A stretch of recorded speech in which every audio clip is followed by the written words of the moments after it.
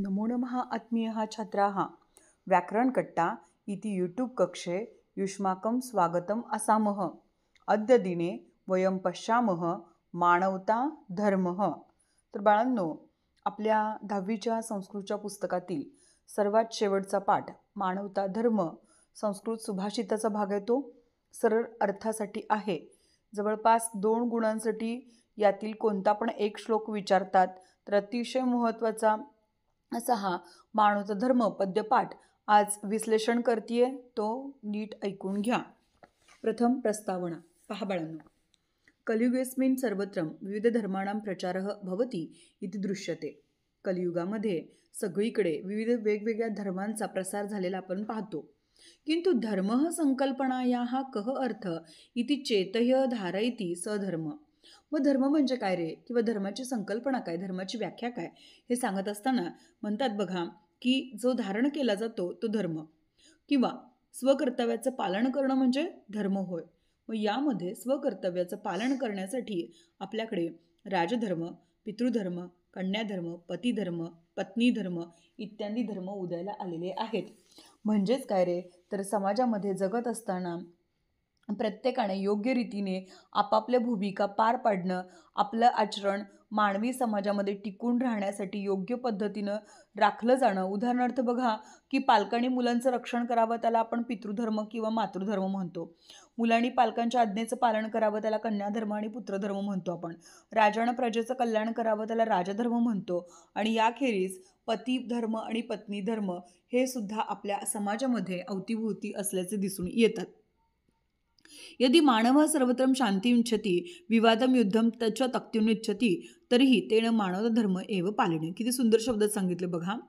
जर मानवाला सगळीकडे शांतता हवी असेल, सर्वत्र शांतिम् इच्छति विवादं युद्धं च त्यक्तम् इच्छति, वादविवाद आणि भांडण तंटे त्यक्त म्हणजे सोडून देणे किंवा त्याग करणे नको असतील, तेव्हा प्रत्येक मानवाने मानवता धर्माचा पालन करावं असं सांगितलेलं आहे। सर्वे धर्म हा मानवता हितवादिनः एव, सगळेच धर्म मानवाच्या हितासाठी बनलेले आहेत। अतः मानवता सर्व धर्माणां मूलम, आणि म्हणून मानवता हे सर्व धर्माचं मूळ आहे।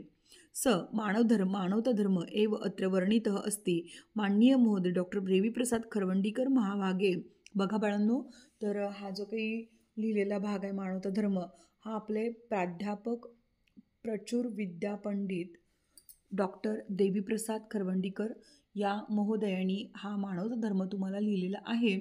याला और आपण मागं बघितलं होतं वाचन प्रशंसा डॉक्टर APJ अब्दुल कलाम यांनी लिहिलेला। तर तुमच्या 10वीच्या बोर्डाच्या पुस्तकामध्ये किंवा प्रश्नपत्रिकेमध्ये या 2 श्लोकांपैकीच श्लोक पडतात।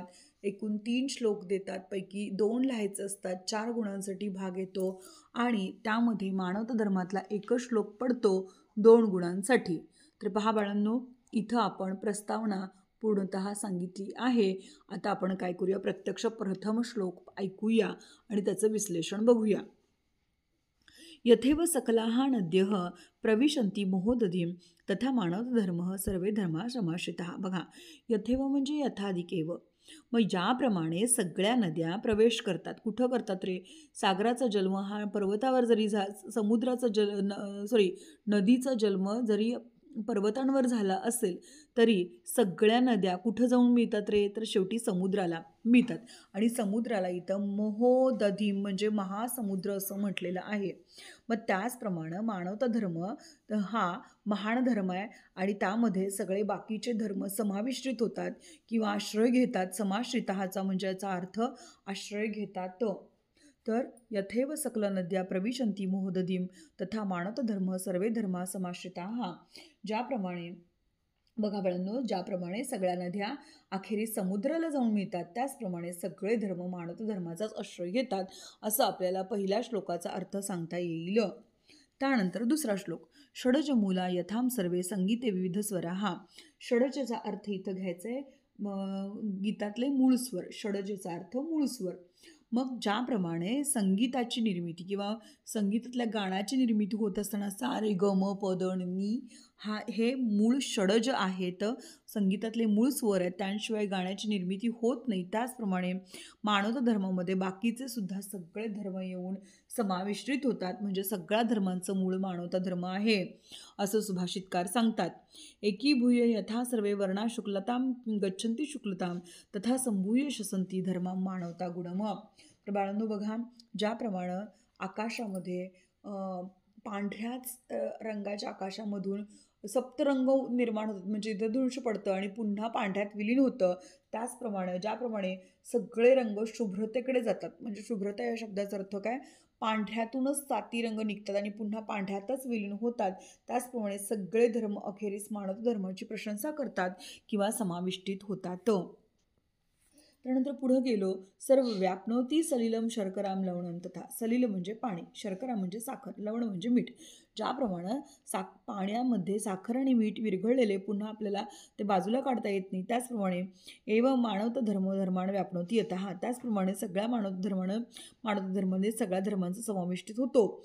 यथा प्रकाश इत्योक्य भानुर्भवन मंडलम धर्माणम प्रकाश इत्योक्यस्तथा मानवता गुणः.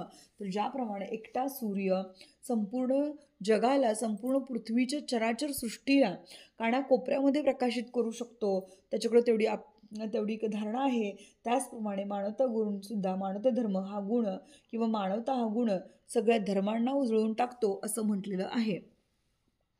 आत्मौपम्यम समाश्रित्यम मानवो मानवेसह. आत्म्यानं आत्म्याशी आत्म्याप्रमाणे अगदी सुंदर वागावं आणि म्हणजे समाश्रित्य म्हणजे आश्रय घ्यावा, या विश्वात आत्म्याच्या समानतेचे तत्त्व पाळलं पाहिजे.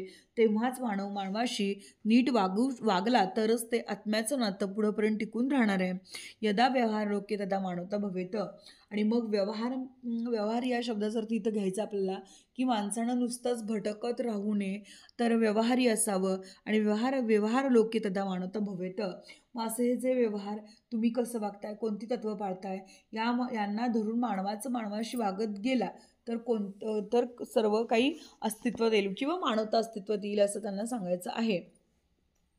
आत्मोपम्यम समाश्रित्यम मानव मानवेसह यदा व्यवहार लोके तदा मानवता भवेत. तर बाळांनो, तर इथं सांगितलं की सुभाषितकार असं म्हणतोय की आपल्याला इथं निश्चितच सर्व धर्मांना सोडून फक्त मानवता धर्मच पूजा. काय म्हटले बघा, आत्म्याचं आत्म्याशी असलेलं नातं, आत्म्याशी असलेलं नातं म्हणजेच मानवाचं मानवाशी असलेलं नातं, तरच सुरळीत व्यवहार चालतील आणि व्यवहार सुरळीत सक्षमतेने झाले तर अर्थातच मानवता अस्तित्वात येईल असं आपल्याला सांगितलेलं आहे.